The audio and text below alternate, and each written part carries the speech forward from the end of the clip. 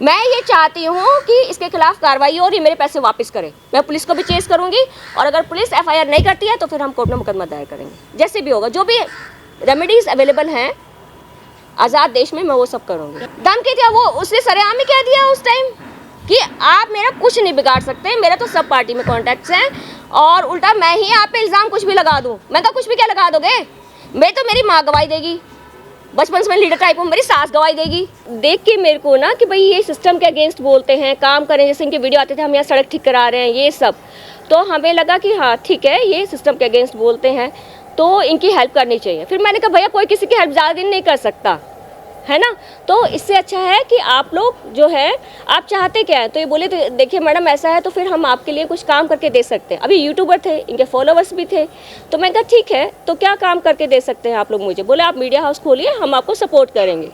तो यहाँ वहाँ ये इन्होंने देखा कि मैडम ये घर देख रहे हैं, वो घर देख रहे हैं करके, और फिर इन्होंने मुझे बुलाया, अभी 1-2 घर भी दिखाया। मैं कहा नहीं ये सब मुझे ठीक नहीं लग रहा है, मैं जो चाहती हूँ रजिस्ट्रेशन प्रॉपर हो, प्रॉपर काम हो, जीपे वगैरह का मैं नहीं चाहती। तो बाय चांस मैं तब मकान बेच रही थी और मेरी मदर ने मुझे बोला कि तुमको कुछ कैश वैश भी चाहिए होगा तो मुझसे लेना, भाई जो वाइट पेमेंट है आप उसको डिस्टर्ब ना कीजिए, आप अभी यहाँ पे मकान बेच रहे हैं, आप आगे कुछ खरीदेंगे तो मेरी कोई हेल्प हो सकती है तो आप लीजिए। तो मेरी उस दिन ये अपनी टीम को लेके आए, मैंने भी इनको वेलकम किया। और भवरीन खंडारी जो एक पर्यावरण प्रेमी है दिल्ली की, क्योंकि मैं मिशन ग्रीन दिल्ली के साथ भी हूँ और मिशन ग्रीन दिल्ली के और लोगों से और दबास भाई साहब से भी मैंने इनको इंट्रोड्यूस कराया कर्नाटक भवन में। आप ये देखिए मैं इनका सम्मान कर रही हूँ कि भाई ये सिस्टम के अगेंस्ट लड़ रहे हैं, और मुझे क्या पता था ये मुझे ही चूना लगाएंगे। आते ही बहन जी प्रणाम, ऐसे लेट जाते लंबे होके, मतलब कि मैं तो बहुत ही हम्बल बैकग्राउंड से हूँ, आप प्लीज़ आप आगे रहिए, मैं पीछे काम करूँगा, हनुमान जी बन के रहूँगा, मतलब ऐसा ना एक चक्र सा भावनाओं का घुमा के। और फिर जो मैं आपको डिटेल दे दूंगी, मैंने कंप्लेंट लिखी है, आप देख सकते हैं, मैंने दी है कंप्लेंट्स, डीसीपी जी को दी है, उनके ऑफिस में दी है, मैंने कंप्लेंट वुमेन कमीशन को दी है, आप देख सकते हैं। क्योंकि इस आदमी ने जो मुझे बेवकूफ़ बनाया, डिटेल में आप देख लीजिए। इस आदमी ने पहले मेरे से 1.5 लाख रुपए लिया और फिर 5 लाख रुपए लिया मई के अंतिम हफ्ते में, 2-3 दिन के इंटरवल में।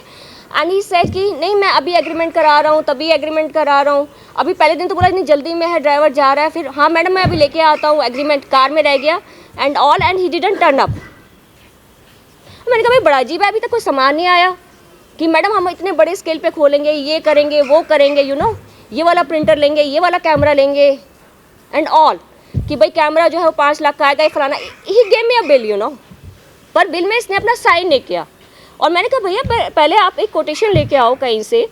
नहीं देखो आप तो दीदी हैं, देखिए ऐसा ना, फिर उसमें क्या है कि अगर मैं अभी कोटेशन ले आया तो फिर जीएसटी कटेगा एंड ऑल, आप ये कैश का काम ठीक रहता है एंड ऑल। मैंने कहा नहीं जो भी बिल है कच्चा पक्का बिल तो होगा ना सामान का। तो ही सेट कि हाँ बिल मैं ले आऊँगा और एग्रीमेंट भी मैंने बना के रखा, आप डाउट ना करो।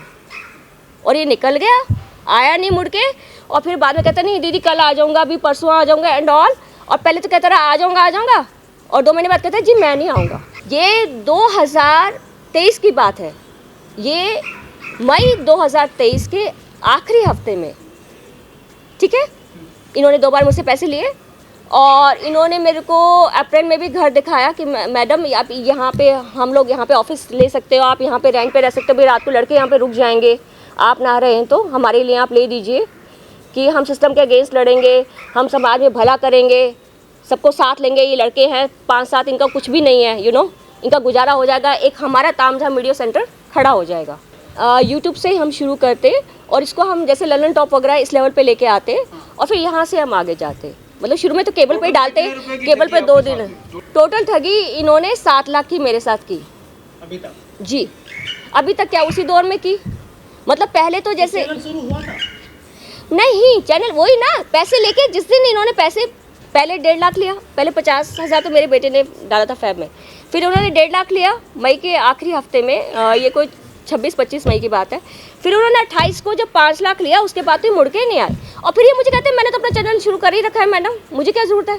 तो मैंने कहा तो क्या तुम मुझे बेवकूफ़ बना रहे थे, तुम क्यों मेरे से मिलने आए, क्यों मेरे को, मतलब तुमने ऐसे कहा कि भाई दीदी आपका साथ मिल जाए, आपका आशीर्वाद मिल जाए तो पता नहीं हम क्या कर लेंगे, हम समाज में। सामाजिक कार्यकर्ता बताते हैं यूट्यूब पे इतना अच्छा बोलते हैं ये, इनकी वाणी प्रवाह से तो हम झांसी में आए, मेरी माता जी भी, क्योंकि मेरे डैडी का वाणी प्रवाह बहुत अच्छा था। हमें तो वही लगा ना, मेरे डैडी तो भगत सिंह के पुजारी थे। अभी डैडी गुजरे हैं 2021 में, 2020 में मैंने सारे जो ओल्ड सिटीजन्स हैं उनको पार्क में बैठ के डैडी ने भगत सिंह का जब बर्थडे था हमने मनाया, तो वही हमें था कि लाइक समाज में जो भी युवा जो कुछ करना चाहते हैं तो हमारा, क्योंकि अगर प्रभु ने हमें किसी लायक बनाया तो अगर हम उनको सपोर्ट कर सकते हैं, और वो हमसे मांग रहे सपोर्ट, मकान नहीं ऑफिस ले रहे थे, और साथ में इन्होंने कहा कि रेंट मोती बाग में दिल्ली में इन्होंने मुझे दिखाया भी, और साथ में बोले कि आप हमारे लिए एक जैसे एक ऑफिस हो गया, साथ में रेंट पे अपार्टमेंट्स ले दीजिए, वहाँ पे सस्ते हैं, सत्य निकेतन वगैरह के पास में, कि भाई लड़के जो है रात बेरात रुक गए। ये हमें तो इतना बड़े जोर और लेवल पे इंडिया में एक जैसे हम एक मूवमेंट ही ला देंगे। पैसा कैश दिया था जो मेरे बेटे ने पहले भेजा यूएस से, वो तकरीबन मतलब 50,000 मान लीजिए, $500 एक बार भेजा इनकी संस्था को, और $500 एक बार भेजा जो लड़कों के खर्चे के लिए। जैसे अजीत अंजुमन जी का आया है ना, वो कितने सच्चे आदमी निकले, राइट। फिर अभिषार शर्मा जी आए, राइट, विनोद दुआ जी थे। तो ये लोग बोलते थे कि और वो अभिषार शर्मा, मतलब मैं यहाँ पे हूँ और ये अंजुमन जी जो है कितना इन लोगों ने काम किया, तो कैसे जानेंगे कि तीसरा बंदा फ्रॉड है? How would you come to know? वो पहले रिपोर्टर थे, बाद में तो यूट्यूब किया ना।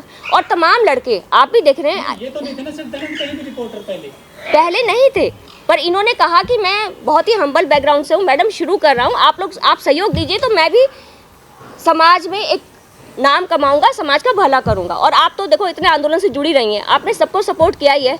अब ये तो सभी पार्टी जुड़े हैं, बाद में मुझे पता चला, जैसे मैंने फॉलो किया, जब इनके टीम वगैरह लोग बात करते थे तभी मुझे थोड़ा सा तो एक तो खनका था, क्योंकि इन्होंने कहा कि हमने वहाँ पे सरकार गिरा दी, ये कर लिया वो कर लिया, पता नहीं क्या।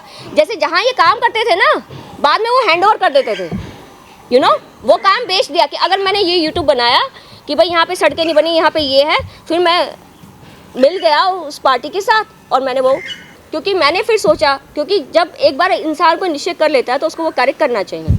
तो मैंने फिर अपना पहले ऑफिस लिया, अपना यूट्यूब चैनल खोला, और फिर मैंने फुर्सत में मैंने कहा मैं अब इस बंदे को पकड़ती हूँ, क्योंकि ये बंदा तो बहुत बदमाश निकला। देखिए ऐसा ज़िंदगी में कई बार हुआ है, मैंने कई लोगों को पैसे दिए हैं, ठीक है, उन्होंने लेट वापस किए, या किसी ने नहीं भी कर पाए तो उन्होंने क्षमा मांग ली कि भाई मैडम ऐसा है कि भाई इतना पैसा वापस कर दिया, इतना रह गया, इट्स ओके। बट ये बंदा जो सरेआम मुकर गया और कहता कि आप मेरा बिगाड़ क्या लोगे, तो ऐसे बंदे को, और जो समाज सेवी बनता है, ऐसे फ्रॉड को तो सबके सामने लाना चाहिए ना।